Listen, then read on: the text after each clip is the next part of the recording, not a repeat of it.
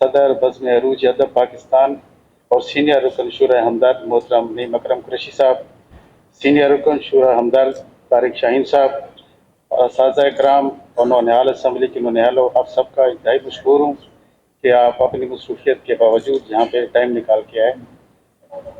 محترمہ سعدیہ راشد صاحبہ، پریزیڈنٹ ہمدرد فاؤنڈیشن پاکستان کی زیر سرپرستی ہمدرد فاؤنڈیشن پاکستان شہید حکیم سعید محمد سعید کے مشن کی تکمیل میں سرگرم عمل ہے۔ حکیم محمد سعید نے قوم کی فلاح، تعلیم، صحت اور اخلاقی بہتری کے لیے اپنی پوری زندگی وقف کر دی۔ اسی مقصد کے لیے انہوں نے ہمدرد فاؤنڈیشن پاکستان کی بنیاد رکھی۔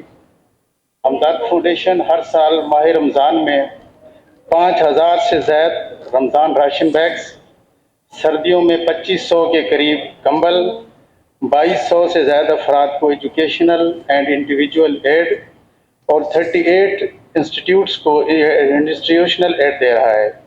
اسی طرح across the country Hamdard free mobile dispensaries میں کم از کم 5 لاکھ سے زائد مریضوں کا ہر سال مفت علاج کیا جا رہا ہے۔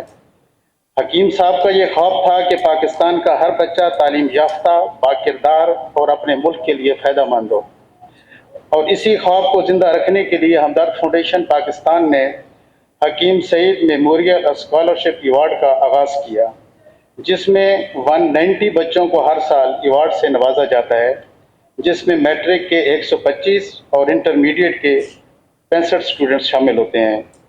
حکیم سعید میموریل اسکالرشپ ایوارڈ صرف ایک اعزاز نہیں بلکہ ایک ذمہ داری ہے۔ ذمہ داری ہے کہ ہم علم حاصل کریں، اچھے انسان بنیں اور آگے چل کر اسی طرح دوسروں کا سہارا بنیں۔ شکریہ۔